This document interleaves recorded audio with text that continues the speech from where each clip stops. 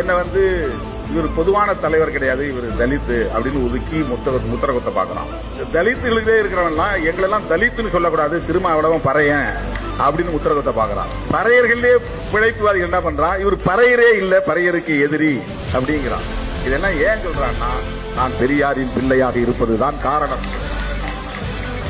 நான் திமுகவை ஆதரிக்கிறேன்னா அதுக்கு திமுகவோட இருந்து நம்ம பதவி பெறலாங்கிறதுக்காக இல்ல. நான் பெரியார் பாசறையில் பயின்றவன் என்பதனால் திமுகவை நான் ஆதரிக்கிறேன், அவ்வளவுதான்.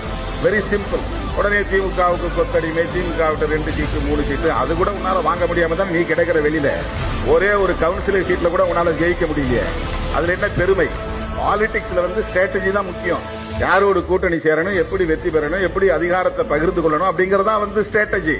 அந்த அடிப்படையில் தான் இன்னைக்கு தமிழ்நாட்டு அரசியல் வரலாற்றில், ஏன் தென்னிந்திய அரசியல் வரலாற்றில் இதுவரையில் நிகழ்த்த முடியாத சாதனையை விடுதலை சிறுத்தைகள் கட்சி நிகழ்த்தி இருக்கிறது. திராவிட முன்னேற்ற